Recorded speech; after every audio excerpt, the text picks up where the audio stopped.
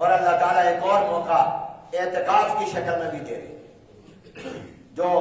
20 رمضان کی شام سے شروع ہو رہا ہے۔ 20واں روزہ کس دن بنے گا؟ منگل کی شام کو مغرب سے پہلے جو آ جائے گا مسجد میں اعتکاف کا ارادہ کر کے، اس کو اعتکاف کی سنت مل جائے گی۔ حضور اکرم صلی اللہ علیہ وسلم کی سنت ہے رمضان کے آخری 10 دن کا اعتکاف۔ حضور علیہ السلام نے ہمیشہ رمضان کے آخری 10 دن کا اعتکاف فرمایا، ایک مرتبہ تو پورے رمضان کا اعتکاف فرمایا، پہلے 10 دن کا، پھر دوسرے 10 دن کا، پھر جب 20 دن پورے ہوئے تو صحابہ سے فرمایا اپنے خیمے سے سر مبارک نکال کر، مسجد نبی میں خیمے لگے ہوئے تھے، اسی میں آپ نے اعتکاف کیا، تو سر مبارک نکال کر فرمایا ہم نے شب قدر کی تلاش میں پہلے 10 دن اعتکاف کیا مسجد میں تاکہ شب قدر مل جائے، گھر میں ملے نہ ملے مسجد میں تو ملنی ہے، اعتکاف میں تو سوئے ہوئے بھی ہو تو شب قدر کا ثواب مل جائے گا، اس لیے کہ اعتکاف تو سراپا ثواب کی عبادت ہے۔ لیکن پہلے 10 دن میں شب قدر نہیں تھی، دوسرے دن کا کیا اس میں بھی نہیں تھی، ہمیں بتایا گیا اللہ کی طرف سے آخری 10 دن کی طاق راتوں میں ہے، لہذا آخری 10 دن کا بھی اعتکاف ہے۔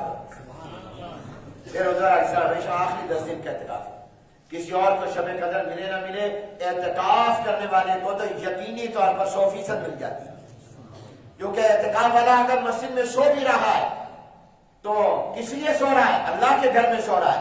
اللہ کو راضی کرنے کے لیے ڈیرا لگایا ہوا ہے، وہ سو بھی رہا ہوگا اس کو شب قدر کا ثواب ملتا ہے۔ اس کا سونا بھی عبادت ہے، اس کا بیٹھنا بھی عبادت ہے، اس کا بات کرنا بھی دینی عبادت ہے، اس کا خاموش رہنا بھی عبادت ہے۔ اس لیے جن حضرات کے حالات اجازت ہے وہ اس سنت پر عمل کرے۔ حضور علیہ السلام نے فرمایا جو رمضان کے آخری 10 دن کا اعتکاف کرے گا اللہ تبارک و تعالی اس کے گناہ معاف فرما دے گا۔ اللہ تعالیٰ اس کے وہ نیک اعمال جو اعتکاف کی وجہ سے وہ نہیں کر سکتا، مثلا اعتکاف والا جنازے کے لیے باہر نہیں نکل سکتا، جبکہ نماز جنازہ بھی عبادت ہے، اعتکاف والے یہاں خیر مدارس میں بھی جنازہ ہوگا تو نہیں جا سکیں گے، اب یہ نماز جنازہ کے ثواب سے محروم۔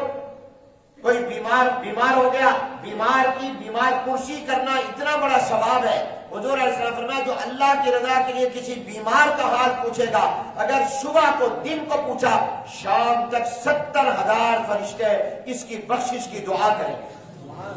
اور رات میں کسی بیمار کا حال پوچھا تو صبح تک 70,000 فرشتے اس کے لیے دعا کرتے رہے۔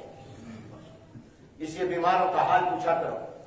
لیکن اعتکاف کی وجہ سے آپ اپنے گھر اور محلے میں کوئی بیمار ہے اس کا حال پوچھنے نہیں جا سکتے، جائیں گے اعتکاف ٹوٹ جائے گا، مسجد سے نکل نہیں سکتے۔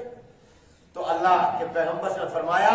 اللہ تعالیٰ اعتکاف والے کو بغیر یہ کام کیے اس کا ثواب عطا فرمائے، اس کو مسجد میں بیٹھے ہوئے نماز جنازہ کا ثواب مل جائے گا، بیمار کی بیمار پرسی کا ثواب مل جائے گا۔ بہت سے بوڑھے بہت سے بیمار رویا کرتے ہیں کہ میں جب تندرست تھا، تہجد پڑھتا تھا، قرآن پڑھتا تھا، یہ نیک عمل کرتا تھا، اب بیمار پڑا ہوں میں یہ کام نہیں کر سکتا، میں جمعے کے لیے جایا کرتا تھا جا نہیں سکتا۔ کئی بوڑھے کہتے ہیں میں جوانی میں یہ نیک کام کرتا تھا۔ سبحان اللہ، حضور اکرم صلی اللہ علیہ وسلم کی رحمت، حضور کا لایا ہوا دین کی رحمت، اور اللہ تو رحمان و رحیم ہے۔ حضور علیہ السلام نے فرمایا وہ بوڑھا جو بڑھاپے کی وجہ سے، وہ بیمار جو بیماری کی وجہ سے، وہ معذور جو عذر کی وجہ سے وہ نیک اعمال اور عبادتیں نہیں کر سکا جو وہ اپنی تندرستی میں، جوانی میں، صحت میں کیا کرتا تھا، اللہ تعالیٰ بغیر کیے اس کے نامہ اعمال میں مسلسل اس کا ثواب لکھتا ہے، کیونکہ اللہ جانتا ہے یہ بیمار ہے، نہ ہوتا تو اس نے تہجد پڑھنی تھی، یہ بوڑھا ہے، یہ اگر بوڑھا نہ ہوتا، بڑھاپا نہ ہوتا، اس نے چل کر خود مسجد جانا تھا، تو اللہ تعالیٰ اس کو ثواب عطا فرمائے۔ اس لیے بوڑھوں کو بھی مایوس نہیں ہونا، بیماروں کو بھی مایوس نہیں ہونا، یہ وہ رحمان ہے، وہ مغفرت والی ذات ہے۔ تو جن کو اللہ تعالیٰ توفیق دے وہ اعتکاف کر دیں، اور جن کا ارادہ خیر المدارس میں اعتکاف کا ہو وہ فوری طور پر دفتر میں اپنا نام لکھوا دیں، اپنی رجسٹریشن کروا دیں۔ یہاں صرف اعتکاف نہیں، پورا ایک نظام ہوتا ہے۔ ہم کوشش کرتے ہیں کہ ان 10 دن میں آنے والوں کی یہ خدمت بھی کریں کہ اگر کسی کو قرآن صحیح پڑھنا نہیں آتا تو اس کا قرآن صحیح کرا دیں، اس کو قرآن پڑھنا صحیح آ جائے، ہم اساتذہ کی ڈیوٹی لگا دیتے ہیں، ان کو دین کے مسائل معلوم ہو جائیں، ان کو دین کی بنیادی باتیں معلوم ہو جائیں۔ الحمدللہ دین کی بہت سی باتیں وہ ہمارے خیر المدارس میں اعتکاف میں سیکھ جاتے ہیں۔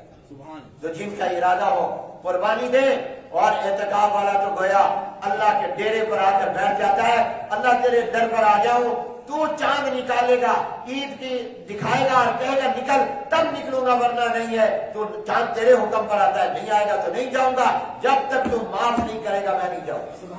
اور دنیا میں کسی کے دروازے پر چل جاؤ، کتنا سخت دل کیوں نہ ہو، وہ معاف کر دیتا ہے، جب دروازے پر جا کے پڑ جاؤ، یہ تو اللہ ہے، اس کا دربار ہے جو کہتا ہے تم میری طرف ایک قدم آؤ میں 2 قدم آؤں گا، تم آہستہ آؤ میں دوڑ کر آؤں گا۔ تمہارے آنے میں دیر ہے، اس کے معاف کرنے میں اور قبول کرنے میں دیر نہیں۔ کام تو دنیا کے چلتے رہتے ہیں، پورا سال کرو، رمضان کے 20 دن بھی کرو، 10 دن تو سال میں اللہ کے ساتھ جاری لگاؤ، اللہ کے در پر آ جاؤ، کام ہوتے رہتے ہیں، کام چلتے رہتے ہیں۔ جن کو اللہ توفیق دے یہ حضور کی سنت پر عمل کرے، اور اس میں اعتکاف والا کتنے گناہوں سے بچ جاتا ہے، کیونکہ بچ جاتا کہ نہیں بچ جاتا؟ آٹومیٹک بازار میں جاتا ہے، گانوں کی آوازیں عورتوں پر نظر پڑ جاتی ہے، کتنی چیز گناہ ہو جاتے ہیں، اعتکاف والا کتنے گناہوں سے بچ جاتا ہے،